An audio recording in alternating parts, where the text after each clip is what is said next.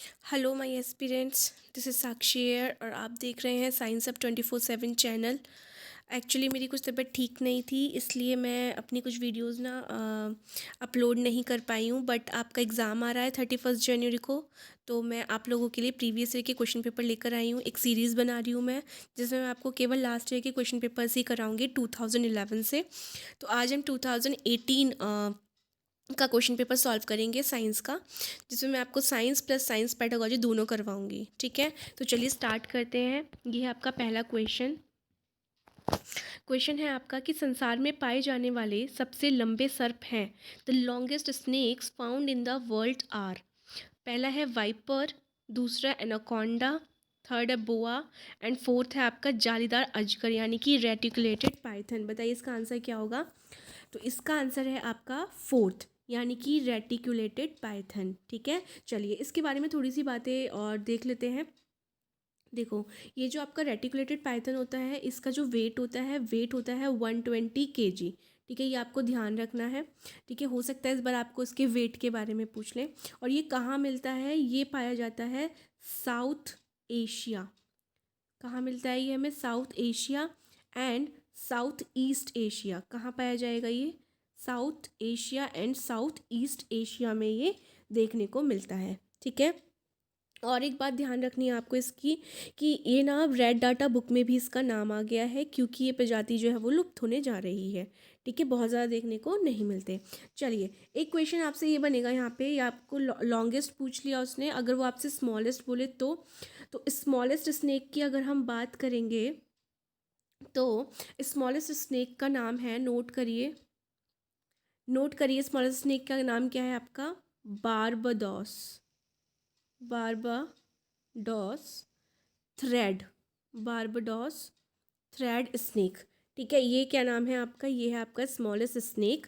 और ये कितना लंबा होता है, देखते हैं इसकी लंबाई कितनी होती है। तो केवल 10 to 12 सेंटीमीटर का ये होता है। ठीक है, इतना ये बड़ा होता है, इसलिए क्या है आपका एक स्मॉलेस्ट स्नेक है। ठीक है, चलिए नेक्स्ट क्वेश्चन की तरफ बढ़ते हैं।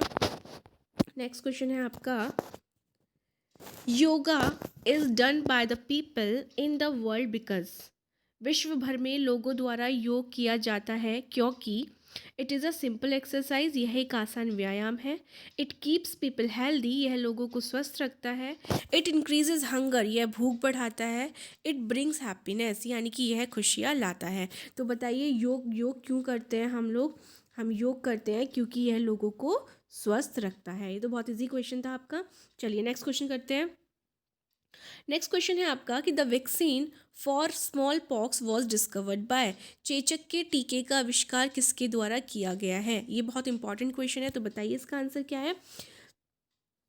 Ronald Ross, Robert Koch, Edward Jenner या एलेक्जेंडर फ्लेमिंग। बताइए इसका क्या आंसर है, जल्दी से बताइए क्या होगा चेचक का टीका, तो बहुत इंपॉर्टेंट है।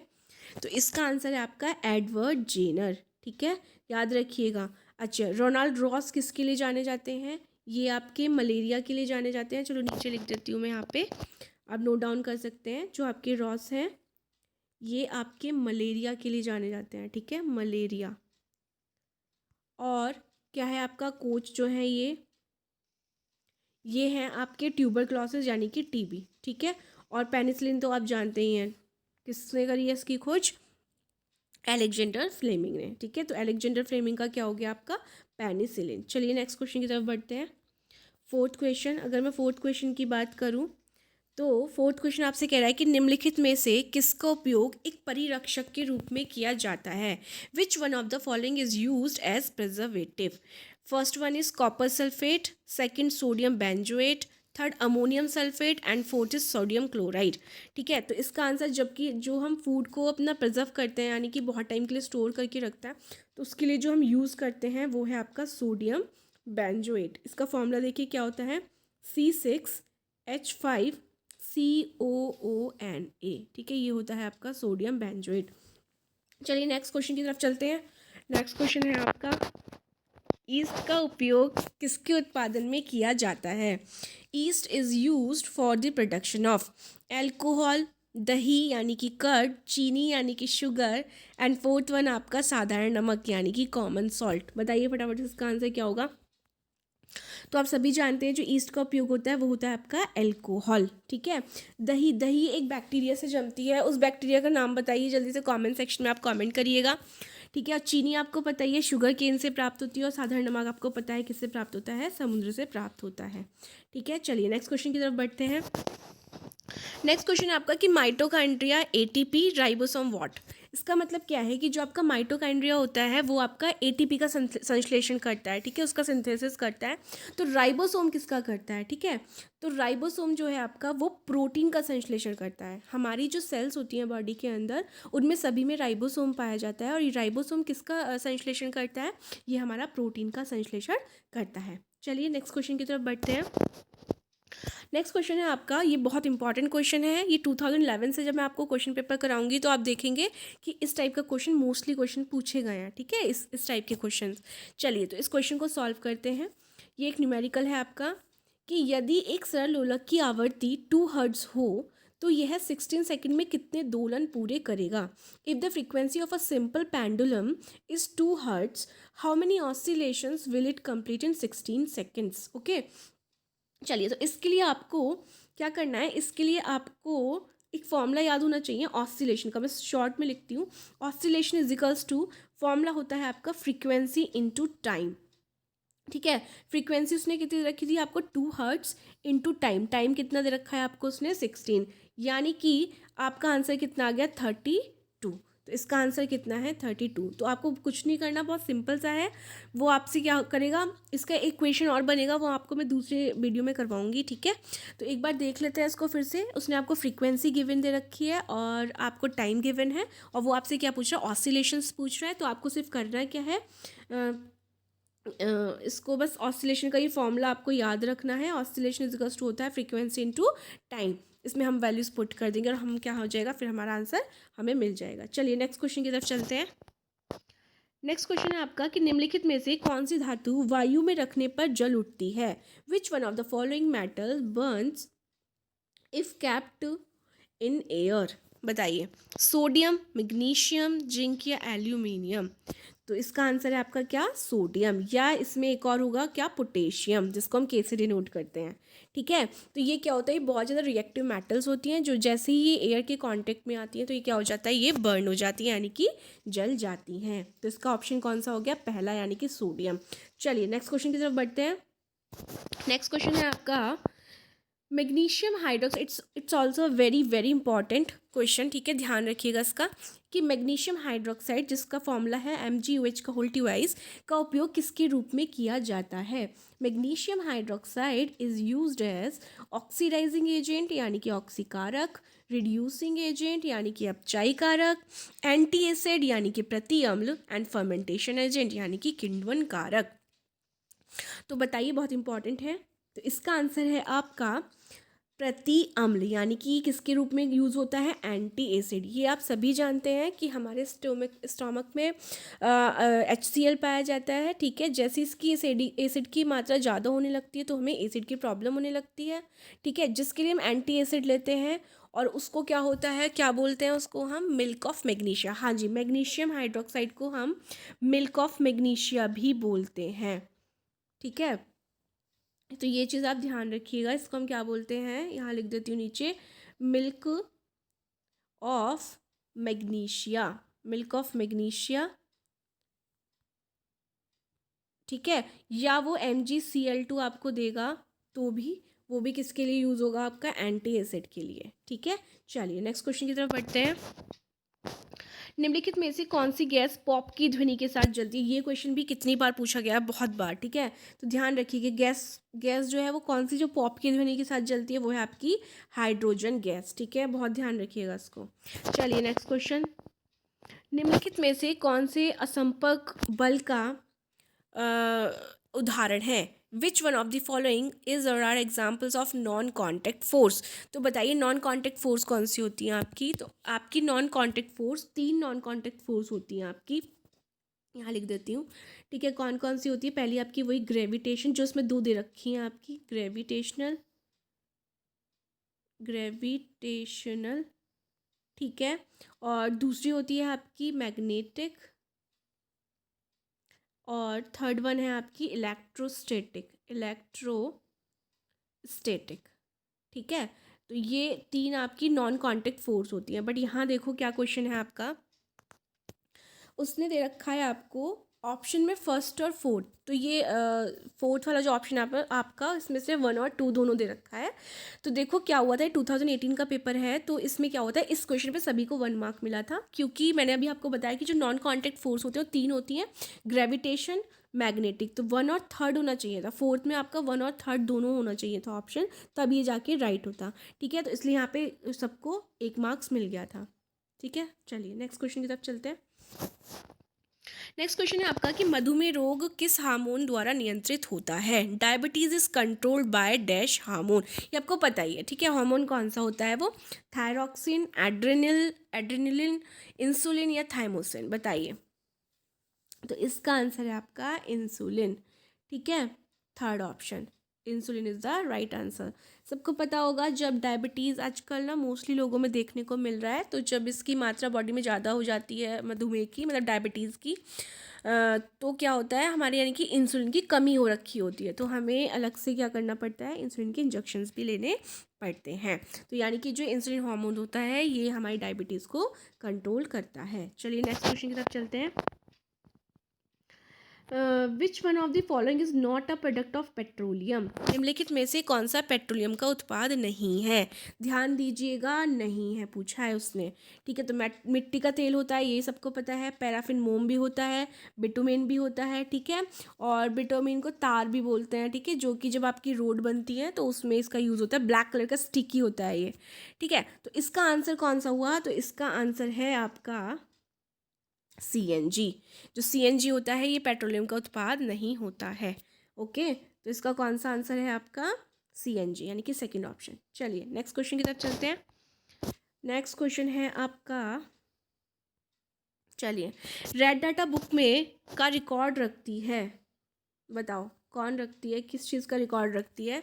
Red data book contains a record of संकटापन्न प्रजातियों, एंडेजर्ड स्पीशीज, विलुप्त प्रजातियों, एक्सटिंक्ट स्पीशीज, वनस्पति फ्लोरा या पशुवर्ग फौना। ठीक है, तो देखो थर्ड और फोर्थ तो है नहीं। ठीक है, बच्चे फर्स्ट और सेकंड। तो एक बात ध्यान रखना हमेशा, रेड मीन्स डेंजर यानी कि खतरा।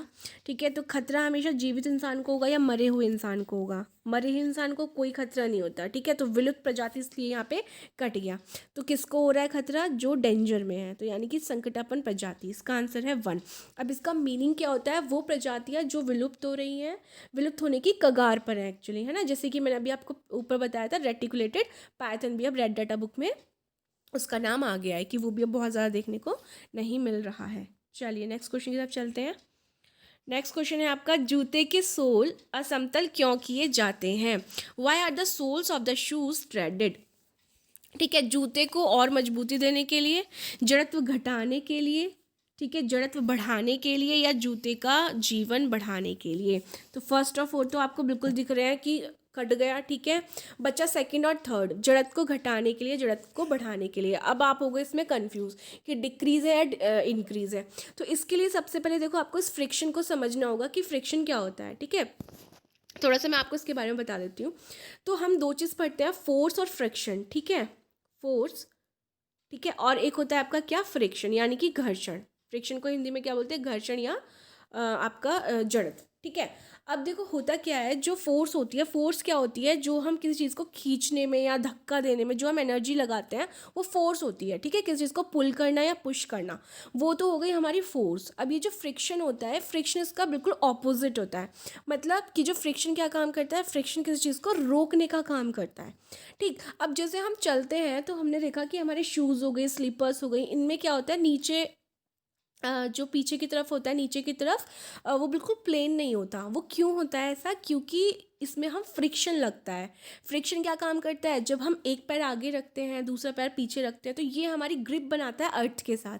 ठीक है, तो फ्रिक्शन लगाता है, तो जब वो बढ़ेगा तो हम ईजिली क्या कर सकते हैं, उस पर चल सकते हैं, तो हमें चलने में उस चीज़ में आसानी होती है। तो इसका आंसर क्या है आपका, कि जड़त्व को बढ़ाने के लिए। ठीक है, जड़त्व बढ़ेगा, फ्रिक्शन बढ़ेगा, तभी तो हम ईजिली चल पाएंगे, बिल्कुल सीधे। ठीक है, चलिए नेक्स्ट क्वेश्चन की तरफ चलते हैं। सारिका ने, क्वेश्चन है आपका कि सारिका ने आंसू जल एक बॉटल में लिया, ठीक है, और पता लगाने की कोशिश की कि वह विद्युत का सुचालक है कि चालक है, ठीक है, या नहीं है। उसे उसे क्या प्राप्त होने की संभावना है। Sarika took distilled water in a bottle and tried to find whether it conducts electricity or not. What is she like to find? कि यह विद्युत का सुचालक है, यानी कि it is a good conductor of electricity. यह एक विद्युत रोधी है, यानी कि इट इज़ एन इंसुलेटर। यह विद्युत का कमज़ोर चालक है, यानी कि it is poor conductor of electricity, या उपयुक्त में से कोई नहीं। तो बताइए इसका आंसर क्या होगा।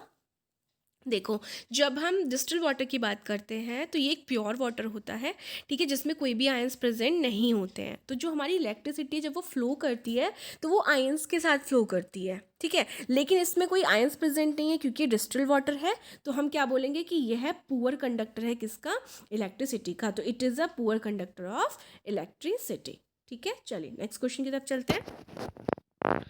नेक्स्ट क्वेश्चन है आपका नेक्स्ट क्वेश्चन है कि निम्नलिखित में से किस स्थान की चक्रवात से सबसे अधिक प्रभावित होने की संभावना है। Which one of the following places is most likely to be affected by a cyclone. One है आपका ऑप्शन पोरबंदर, पुरी, मुंबई या गोवा, ठीक है। तो इसका आंसर है आपका पुरी। चलिए नेक्स्ट क्वेश्चन की तरफ चलते हैं। हाँ, अब आपके आ गए ये साइंस पेडागोजी के क्वेश्चन। देखिए ये आपके बहुत इजी क्वेश्चंस होते हैं, पेडागोजी बहुत इजी होती है अगर समझी जाए तो, ठीक है। अगर आपको मीनिंग समझ में आ गया तो आपके 10 नंबर तो ये फ्री के मिलेंगे, मतलब बहुत अच्छे मिल जाएंगे, आप कर सकते हो, 10 नंबर तो ला ही सकते हो, ठीक है। तो चलिए इनको क्वेश्चन को करते हैं, बहुत ध्यान से समझते हैं क्या कह रहा है पहला क्वेश्चन। एक चीज़ और बोलूँगी, साइंस पेडागोजी क्वेश्चन को करने से पहले या किसी भी पेडागोजी को करने से पहले आप एक काम करेंगे, उस क्वेश्चन को एंड प्लस उसके ऑप्शंस को इंग्लिश हिंदी दोनों में रीड करके ही हम उसका आंसर लगाएंगे, ठीक है। ऐसा काम करेंगे तो आपके क्वेश्चन ज़्यादा सही होंगे, ठीक है, क्योंकि कोई कोई चीज़ें ऐसा होता है कि हमें इंग्लिश में समझ में आता है और कुछ चीज़ें हमें हिंदी में समझ में आती हैं। तो मैं आपसे यही बोलूँगी कि जब भी आप क्वेश्चन अटैम्प्ट करें तो आप दोनों में ही, दोनों लैंग्वेज में इसको पढ़ें। चलिए तो हम क्वेश्चन सॉल्व करते हैं। देखिए क्या कह रहा है क्वेश्चन, कि विज्ञान में रचनात्मक आकलन क्यों महत्वपूर्ण है। Why is formative assessment important in science, ठीक है। फर्स्ट वन इज़ ये लेना आसान है, it is easy to conduct. Second है ये शिक्षार्थियों में वैज्ञानिक दृष्टिकोण के विकास में सहायक है, it helps in developing scientific temper in students. यह निदानात्मक है, इट इज़ डायग्नोस्टिक। यह विज्ञान को अच्छे प्रकार से समझने में सहायक है, it helps in better understanding of science. तो बताइए इसका क्या आंसर होगा। आपने देखा होगा स्कूल्स में, सीबीएसई आईसीएसई बोर्ड्स में क्या होता है कि एफए ऐसे होते हैं, ठीक है, ये लिए जाते हैं। तो जो एफए होते हैं ये आपके मतलब एग्ज़ाम, मतलब मिड में लिए जाते हैं, ठीक है, और ऐसे आपके फाइनल ईयर के एग्ज़ाम होते हैं। तो यहाँ पे कह रहा है जो हम बीच में टेस्ट लेते हैं बच्चों के, टेस्ट नहीं इसको एग्ज़ाम ही बोलेंगे एफए को, ठीक है। तो ये क्यों लिए जाते हैं, तो देखो इसका आंसर होगा आपका निदानात्मक, क्योंकि ये निदानात्मक होते हैं। अब इसका क्या मीनिंग है, देखो हम क्या करते हैं, बच्चों को हमने थोड़ा सा पढ़ाया, ठीक है, कुछ चैप्टर्स कराए, फिर उसके बाद हमने ये बीच में एग्ज़ाम ले लिया, एफए ले लिया हमने, ठीक है। तो उससे क्या होगा कि जो बच्चों की हम नोटबुक चेक करेंगे तो उससे हमें ये पता चलेगा कि बच्चे ने कितना सीखा है, या वो किस कॉन्सेप्ट में कमज़ोर है ना, कहाँ मिस्टेक्स कर रहा है। तो हम उस चीज़ को देख के उसकी रेमेडी करेंगे, ठीक है, फिर हम उसको एक क्या करेंगे, उसको सुधार करेंगे उसकी उस चीज़ में कि उसने कहाँ मिस्टेक करी है, ठीक है। तो उसको हम रेमेडी देंगे। तो एक तरीके से जो एफए होता है क्या होता है, एक निदानात्मक होता है। आई होप आपको समझ में आ गया होगा कि एफए क्यों लिए जाते हैं, ठीक है, जिससे हमें पता चलता है कि बच्चा कहाँ कमज़ोर है। चलिए नेक्स्ट क्वेश्चन की तरफ चलते हैं। नेक्स्ट क्वेश्चन है आपका कि विद्यालयों में विज्ञान मेले का आयोजन क्यों किया जाता है। Why are science fairs organised in schools, कि शिक्षार्थियों को विज्ञान में उच्च शिक्षा के लिए तैयार करने के लिए, to prepare student for higher education in the science. Second है शिक्षार्थियों को उनकी परीक्षा में अच्छे अंक प्राप्त करने के लिए। हम स्कोर पे कभी बात नहीं करते, ठीक है, तो ये तो कट ही हो गया। थर्ड देखते हैं कि शिक्षार्थियों में विज्ञान में सर्जन एवं प्रयोग करने की क्षमता का विकास करने के लिए, to nurture creativity and experimentation in science among students, हो सकता है। फोर्थ देखते हैं शिक्षार्थियों को उनके प्रदर्शन के आधार पर मूल्यांकन करने के लिए, ठीक है, हम कभी भी उनके परफॉर्मेंस के लिए कभी भी एवेल्यूएट नहीं करेंगे। तो फोर्थ भी आपका कट हो गया। फर्स्ट देखते हैं, to prepare students for higher education in science. नहीं, हम ऐसा भी कुछ नहीं करते हैं। ठीक है, तो एक बार यहाँ बताना चाहूँगी आपको कि ये जो क्रिएटिव वर्ड होता है ना, ये एक पॉजिटिव वर्ड होता है। इसलिए मैं आपको बोल रही हूँ इंग्लिश हिंदी दोनों में देखना है आपको क्वेश्चन को। देखो, आपके क्रिएटिव वर्ड हो गया, अपॉर्चुनिटी वर्ड हो गया, ठीक है, एक्टिविटी वर्ड हो गया, ये सारे पॉजिटिव वर्ड होते हैं। तो जहाँ भी आप ये वर्ड देखेंगे तो समझ जाना कि ये एक पॉजिटिव वर्ड है। तो शिक्षार्थियों में विज्ञान में सर्जन एवं प्रयोग करने की क्षमता का विकास करने के लिए, तो इसका आंसर कौन सा हो गया आपका? थर्ड वाला ऑप्शन। ठीक है, to nurture creative and experiment in science among students. ठीक है, क्रिएटिव बनाना है हमें हमारे बच्चों को। चलिए नेक्स्ट क्वेश्चन देखते हैं कि एक शिक्षक के नाते निम्नलिखित में से किसे आप शिक्षण में वैज्ञानिक विधा के लिए सबसे उपयुक्त समझते हैं? As a teacher, which one of the following do you find most appropriate for scientific approach to teaching? पहला है आपका कि शिक्षार्थियों को कक्षा में अवधारणाओं को स्पष्ट करना, clarify the students about the concepts in the class. नहीं, हम कभी भी थ्योरिटिकल बात नहीं करते। ठीक है, अवधारणाओं के शिक्षक हेतु तकनीकी का प्रयोग दिखाना, show the use of technology for teaching concepts. Third है आपका give projects to the student, शिक्षार्थियों को परियोजनाएं देना। एंड फोर्थ है आपका ask the students to perform activities related to the concepts. तो मैंने आपको क्या बताया अभी कि जो हमें बच्चे को क्या करना है, हमें बच्चे को क्रिएटिव बनाना है। एक्टिविटी मतलब बच्चा एक्टिव रहना चाहिए। ठीक है, ना तो हम उनको थ्योरी पढ़ा रहे हो। थ्योरी में क्या होगा कि हम थ्योरी पढ़ाए जा रहे हैं और बच्चा बैठा है। जहाँ बच्चा ज़्यादा एक्टिव है, समझ जाइए वो ऑप्शन ही राइट होगा। ठीक है, तो ask the students to perform activity related to the concept. बच्चों से पूछिए कि उस कॉन्सेप्ट से रिलेटेड कोई एक्टिविटी करके दिखाएं। तो यहाँ क्या हो रहा है, यहाँ बच्चा हमारा एक्टिव है। ठीक है, बच्चा सोचेगा तब चीज़ों को करेगा। चलिए नेक्स्ट क्वेश्चन करते हैं। नेक्स्ट क्वेश्चन कह रहा है कि NCF 2005 के अनुसार अच्छी विज्ञान शिक्षा जीवन के प्रति सत्य होती है। इसका क्या अर्थ है? किसके द्वारा बताना है हमें? अकॉर्डिंग टू NCF 2005 उसने क्या बोला है कि good science education is true to life. ठीक है, क्यों है? तो जो इसका आंसर होगा आपका, इसका आंसर है आपका कि विज्ञान बालक को कार्य की दुनिया में प्रवेश हेतु तैयार करे। Science should prepare the child to the world of work. जी हाँ, इसका पहला ही आंसर है। क्यों? क्योंकि जो हम अपने बच्चे को तैयार कर रहे हैं साइंस से रिलेटेड, तो हम क्या कर रहे हैं कि हम आगे चल के वो बच्चा मतलब सभी काम को इजीली कर सकता है। ठीक है, तो हमें क्या करना है कि बच्चे को उसका पूर्ण विकास करना है हमें बच्चे का। ठीक है, फिर कोई भी सब्जेक्ट है, हमें उस सब्जेक्ट पे फोकस नहीं करना, प्लस हमें क्या करना है उसके साथ साथ उसको हमें पूर्ण विकास करना है। तो विज्ञान क्या करता है, बालक को उसकी कार्य की दुनिया में प्रवेश हेतु तैयार करता है कि आगे तुम्हारे सामने कोई भी कैसा भी टास्क आ जाए आप उसको इजीली कर पाओ। ठीक है, तो ये किसने कहा है? NCF ने कहा है कि साइंस क्या करती है, शुड प्रिपेयर करेगी द चाइल्ड को to the world of the work. चलिए नेक्स्ट क्वेश्चन की तरफ चलते हैं। नेक्स्ट क्वेश्चन कह रहा है आपसे कि निम्नलिखित में से कौन सा वैज्ञानिक दृष्टिकोण का गुण नहीं है? फिर से क्या आ गया? नहीं वाला। ठीक है, कि which one of the following is not a quality of scientific attitude. ठीक है, विज्ञान दृष्टिकोण का गुण नहीं है।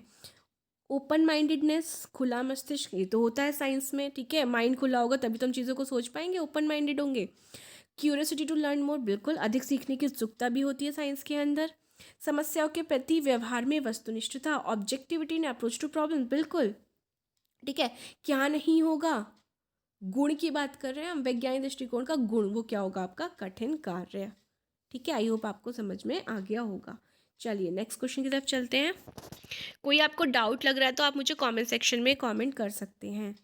चलिए नेक्स्ट क्वेश्चन देखिए कि हरि कक्षा 6 के शिक्षार्थियों को घूर्णन गति पढ़ाना चाहता है। निम्नलिखित में से कौन सी सबसे अच्छी विधा होगी? ये बहुत ही लड्डू क्वेश्चन है। ठीक है, बहुत ईजी क्वेश्चन है आप लोगों के लिए कि Hari wants to teach the circular motion to class 6 students, which one of the following will be the best method? ठीक है, क्या होती है घूर्णन गति? आपको ये पता होना चाहिए। घूर्णन गति कुछ नहीं है, मैंने 2-3 स्टूडेंट को यहाँ खड़ा कर दिया और क्या करा, उनको गोल गोल घुमा रही हूँ कि भाई गोल गोल घूमो, ये हो गई सर्कुलर मोशन। ठीक है, तो ये क्या हो रहा है इसमें? देखिए, पहला चर्चा कर रहे हैं हम, बिल्कुल नहीं, चर्चा कैसी कर रहे हैं हम इसमें? ठीक है, दूसरा गतिविधि आधारित शिक्षण, चलो हो सकता है। गिविंग एग्जाम्पल, बिल्कुल नहीं, कोई उदाहरण थोड़ी ना दे रहे हैं। डेमोन्स्ट्रेशन, प्रदर्शन, कोई प्रदर्शन थोड़ी ना कर रहे हैं, हम तो एक्टिविटी कर रहे हैं। ठीक है, एक्टिविटी बेस्ड टीचिंग हो रही है क्योंकि हम क्या कर रहे हैं, उसको गोल गोल घुमा रहे हैं, हम उससे बोल रहे हैं कि भाई गोल गोल घूमो, ये सर्कुलर मोशन में वो घूम रहा है, यानी कि वो क्या कर रहा है, एक एक्टिविटी बेस्ड टीचिंग हो रही है। ठीक है, चलिए नेक्स्ट क्वेश्चन की तरफ चलते हैं। नेक्स्ट क्वेश्चन कह रहा है आपसे कि निम्नलिखित में से कौन सा विज्ञान अधिगम का एक महत्वपूर्ण उद्देश्य है। ठीक है, विज्ञान अधिगम का महत्वपूर्ण उद्देश्य बताना है कि which one of the following is an important aim of learning science. ठीक है, चलिए, तो to get knowledge of science, विज्ञान का ज्ञान अर्जित करना, विज्ञान की विषय वस्तु की जानकारी एकत्रित करना। ठीक है, केवल हम इसलिए तो नहीं पढ़ने जाते कि हमें केवल साइंस का ही कंटेंट पता चले, है ना, हमें तो और भी बहुत सारी चीज़ें सीखनी होती हैं। थर्ड के रैप से कि अध्ययनकर्ताओं में ईमानदारी, अखंडता और सहयोग के मूल्यों की प्राप्ति करना, या अपने सहपाठियों को विज्ञान का ज्ञान अर्जित करने में सहायता करना। ठीक है, तो मैंने क्या बताया कि टू इम्बाइल, इसका आंसर होगा आपका थर्ड वाला, कि भाई अध्ययनकर्ताओं में क्या क्या होना चाहिए, आपकी ऑनेस्टी भी होनी चाहिए, इंटीग्रिटी भी होना चाहिए। ठीक है, और क्या करे, वो कॉपरेशन भी करे, सहयोग भी होना चाहिए। ठीक है, तो ये होते हैं विज्ञान निगम के मुख्य उद्देश्य, कि अध्ययनकर्ताओं में क्या होना चाहिए, ईमानदारी भी होनी चाहिए। ठीक है, वो अपने प्रति ईमानदार हो, पढ़ाई के प्रति, ठीक है, अखंड हो, और क्या करें, वो सहयोग की भी उनमें मूल्य होना चाहिए उनका। ठीक है, तो चलिए नेक्स्ट क्वेश्चन की तरफ चलते हैं। नेक्स्ट क्वेश्चन कह रहा है आपसे कि विज्ञान के मूल्यांकन में सतत एवं समग्र मूल्यांकन का अर्थ क्या है। ठीक है, पहले आपका सीसीसी पैटर्न चला था ना, उसके बेस पे बात चल रही है, सतत एवं समग्र मूल्यांकन। तो वो क्या कहता है, continuous and comprehensive evolution in science means, तो वो आपसे कहता था क्या, कि routine activities and exercises to assist learning, मतलब बच्चों को ऐसे सिखाइए कि उसमें उनकी एक्टिविटी करके या एक्सरसाइज करके ही सीखें वो। ठीक है, मतलब बच्चों को हमें रटवाना नहीं है चीज़ों पे, वो एक्टिविटी खुद करे, खुद इनोवेटिव हो, और खुद क्या करे, खुद ही सोचने समझे तब किसी आंसर को करें। ठीक है, चलिए नेक्स्ट क्वेश्चन देखते हैं। निम्नलिखित में से कौन सा समस्या समाधान विधि का एक चरण नहीं है। फिर से क्या क्वेश्चन है, नहीं वाला पूछा है, समस्या समाधान विधि का एक चरण नहीं है। Which one of the following is not a step of problem solving approach. ठीक है, visualizing the situation, attempt to solve, समाधान का प्रयास करना, ड्राइंग कॉन्क्लूजन, निष्कर्ष निकालना, या ऑब्जर्वेशन अवलोकन करना। बताइए क्या होगा इसका आंसर। इसका आंसर है आपका फोर्थ, ऑब्जर्वेशन। ठीक है, इसका मतलब क्या कह रहा है कि समस्या समाधान विधि का एक चरण नहीं है। देखो, सबसे पहला क्या काम होगा कि हमारे सामने एक समस्या आ जाएगी। ठीक है, एक प्रॉब्लम हमारे सामने आके खड़ी हो गई। ठीक है, तो फिर हम क्या करेंगे, उसका विजुअलाइज करेंगे सिचुएशन की, अरे यार ये ऐसे ऐसे प्रॉब्लम आ गई, तो इसको हम क्या करें, तो हम क्या कर रहे हैं, उसकी स्थिति की कल्पना कर रहे हैं। ठीक है, तो विजुअलाइजिंग तो आ गया सिचुएशन का। फिर क्या करेंगे, हम उस प्रॉब्लम का समाधान भी करेंगे, सोचेंगे। ठीक है, अटैम्प्ट टू सॉल्व, उसको समस्या का समाधान करने की कोशिश करेंगे। फिर क्या करेंगे, लास्ट में जाके फिर हम एक कॉन्क्लूजन निकालेंगे कि भाई हाँ, अब ये प्रॉब्लम है हमारे सामने, हमने इसके बारे में ये सोचा है, और हमने अब ये समाधान निकाला है कि हम इसको अब ऐसे सॉल्व करेंगे। ठीक है, तो यानी कि तीनों चीज़ें तो इसमें आ गई। लेकिन अवलोकन, ऑब्जर्वेशन का क्या मतलब है, क्या ऑब्जर्व करना, समस्या तो आ गई ना हमारे सामने, फिर तो हम क्या चीज़ करेंगे, फिर तो हम उसके बारे में कल्पना करेंगे कि हम इसको कैसे सॉर्ट आउट कर सकते हैं। ठीक है, चलिए नेक्स्ट क्वेश्चन की तरफ चलते हैं। नेक्स्ट क्वेश्चन आपका लास्ट क्वेश्चन है, तो देखते हैं क्या कह रहा है ये, कि निम्नलिखित में से कौन सा विज्ञान में अनुरूपता विधि का एक चरण है। यानी कि which one of the following is a step of analogy strategy in science. Analogy मैंने क्या बोला, हिंदी इंग्लिश दोनों में पढ़िए।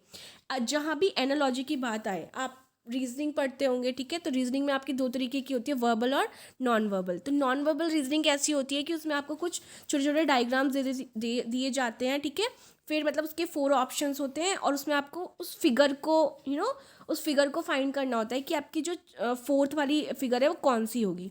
यानी कि कहने का मीन्स क्या है कि जो एनालॉजी से बात है, एनालॉजी का मतलब क्या हो गया, समानताओं का चित्रण। तो जहाँ भी मैप सिमिलरिटीज़, ठीक है, एनालॉजी से मतलब क्या है कि मतलब कौन सा समानताओं का चित्रण, जहाँ चित्रण की बात आ जाएगी वो आपका किससे रिलेट करेगा, एनालॉगी से, अनुरूपता विज्ञान। ठीक है, तो इसको आप देख के ही यहाँ पे इजीली लगा सकते हैं। तो ये था आपका 2018 का पूरा पेपर, मैंने साइंस का कराया है, साइंस पेडागोजी के क्वेश्चन भी कराए हैं।